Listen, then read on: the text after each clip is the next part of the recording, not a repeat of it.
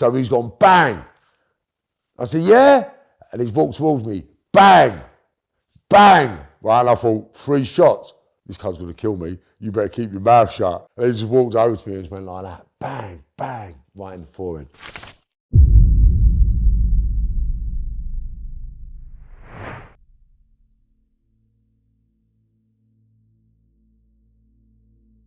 Growing up, it was just a mixed match of abandoned children fighting for attention, fighting for materialistic acquisition, fighting for acknowledgement, even being noticed in the house. I was born in Liverpool, which is in the north of England, and then my mum and dad moved to London. I never had one specific area I was from. I never had no parental support. Like my dad had encouraged us to hit people with weapons. If they was bigger than you, pick up a bigger weapon. My mum, she was just a very confused individual trying to bring up 4 children with a promiscuous partner. And that's someone who just has lots of sex with loads of women. I've got 16 brothers and sisters from I don't know how many different mums. Waking up in the morning, going into my kitchen, expecting there to be breakfast, milk, sugar, and it wasn't that. You know, growing up with that abandoned, hopeless feeling of not even being able to get breakfast on the way to school. Like, it's the fact that so much suffering and so much pain was normalised. I learned how to fight, I learned how to stab, I learned how to shoot, I learned how to steal. I learned how to protect people, I learned how to look after people, I learned how to make money. But I did not learn how to add value, I didn't learn how to grow. So I was just running around as a child, trying my hardest to succeed in something and become someone. I was very confrontational with everything. I would not accept anybody walking over me, overpowering me. So I didn't give a fuck how big you were, how many people there were, how many weapons you had. I was just an angry child that wanted to succeed in life. I didn't fear death because I never had anything. I never had anyone. I pushed so many people away from me with that anger, so many people away from me with that violence, until I had no one, even my own family. And the irony of that is I had to have that mindset to survive.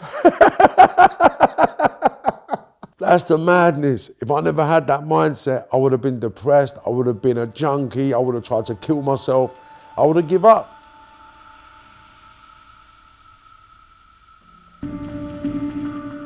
I was watching a program called The Sweeney, and they'd done an armed robbery when they got these big bags of money. I'll never forget it. I was watching it and I said, that's gonna be me.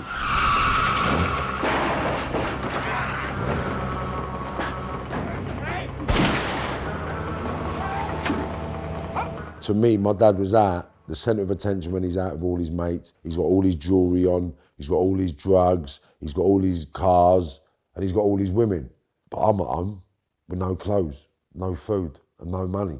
And because of that, I learned how to make money from a very early age. 13 years of age, I was smoking heroin, crack, taking E's, selling cocaine, selling ecstasies. I'd be out in nightclubs.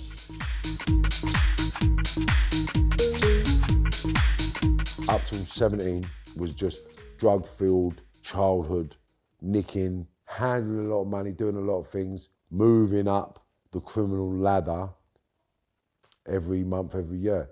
Anything you wanted doing, anything you wanted got, any bit of pain, shooting, stabbing, burning places, anything you wanted, I'd be that guy you could go to to get it done. So anything criminal that you wanted, I had the network to get it done. Like, there was nothing I couldn't get in England. Drug dealing, violence, and robberies were my 3 main ports of call, you know.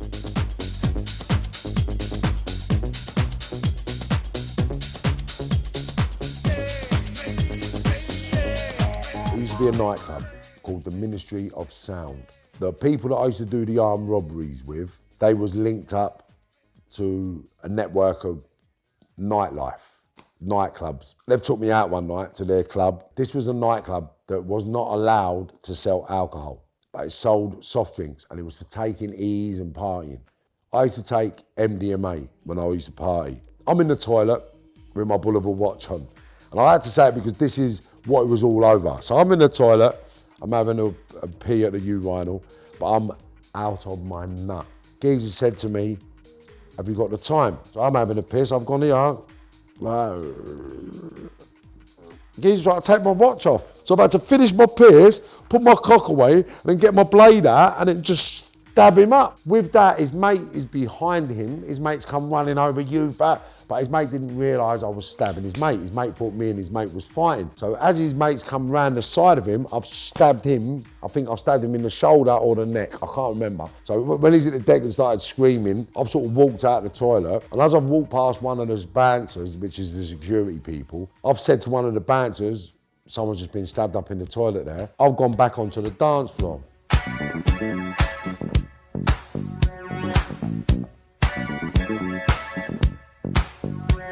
All of a sudden, one of my mates, Fitzroy, has called me, Marv, hear a minute. I said, what's the matter? He said, Carlton wants a word with you. Carlton was the man, the head of security, lets me in. I don't have to worry about nothing. He's my guy. He's called me. I said, yeah, sweet, I'll be down in a minute. So I walked down. As I've opened the double doors, he's hit me, right there.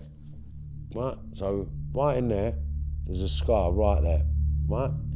And he hit me with an axe. I've got this white flash and I thought, you just fucking hit me with that. Next thing you know, he's hit me again with his axe. But I'm going mad. I'm fighting. And then someone grabbed me like that. Someone grabbed my feet. Next thing I'm in the air and they threw me out the door and shut the door. I've sort of seen a glimpse of myself in a reflection and I was covered in blood. You could just see my skull. It was weird. Like, you could see my skull there and you could see my skull all there. Like, it was just wide open.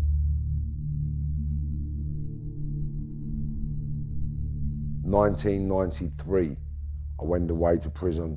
I've done 5 years. Prison was prison with all the naughty stuff that you wanted. So every weekend it was sniff, like there was coke, ecstasy, alcohol, cannabis. My head was not getting caught. We're always committing crime. So even when I'm in prison, I bought my first house from prison. Do you get it? I mean, like, so I work selling shit in prison and I earned enough money to buy a house.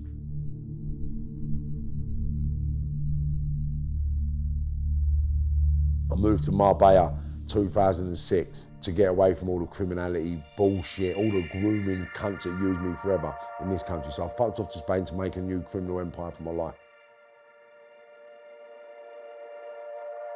I used to help protect tons of products. So one day, one of the people that are logistically moving these tons of products around the country, around Europe, says to me, my son's coming over. He's out of shape, he wants to do a bit of training. Would you take him to the gym?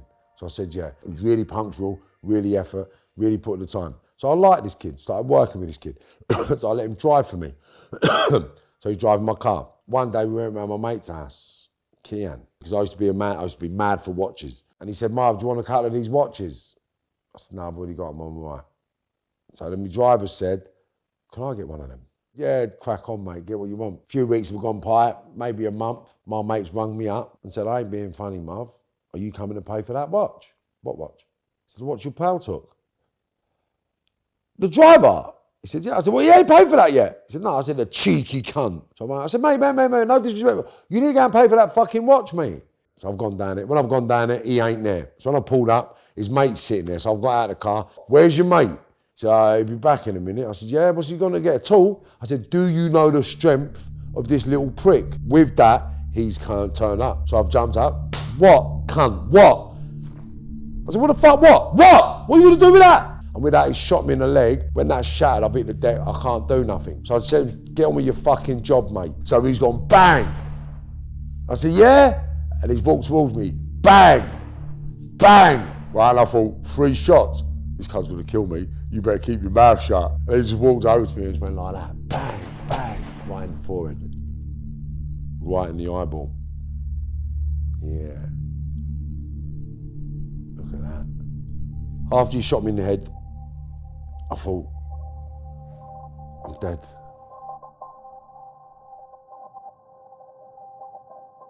I got shot 5 times. So in my head, I've survived. I expected an entourage of gangsters in my world, the people them coming to see me. None of them come. all the stabbings, shootings and killings that had gone on, all the badness that had gone on, all the accusations, and they couldn't even get on a fucking plane for 2 hours and come and see someone who's been shot 5 times to the hospital. And that was what broke my heart, because at that point, I realised I'd wasted my life.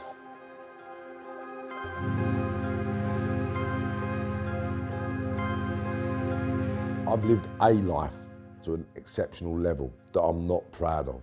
I'm proud that I got through it to become who I am today. I've got my podcast, I've got my TV series. I spoke about that criminal world, what it was, and when people said there was a certain type of person, I just tried to find out whether they was or not. And basically, I've become a YouTube influencer. Stay tuned, stay focused, and stay positive. My man, CJ from St. Pancras, right? I've said a few bits, but there's some shit coming. So I'll go into schools, colleges and prisons. I talk about preventing crime, reducing crime and turning away from crime. I have a network. I'm plugged into music, media, sports, building and construction. I find people's unique skills, then I help develop that skill, develop a business around that skill, then I plug you into my network. And just helping people become their full potential. That's what mentoring is. That's one. You get on the bar, you do exactly the same. The mindset of killing and being killed has gone from my sort of philosophy now. What I've realised being a 50-year-old surviving member is that none of it's worth a day in prison. None of it's worth a day of pain and suffering that you're causing. Imagine you take this kid's life. Imagine what his mum must feel. When they take your life, what's your mum gonna feel? I'm fed up of being that guy. I'm fed up of being horrible. I'm fed up of being nasty, because I was nasty to get through life and it got me through life. Now I'm just full of love and light now, and I just want to give it all back. I want to help as many people as I can. I want to be as selfless as possible. And that's where I'm at now.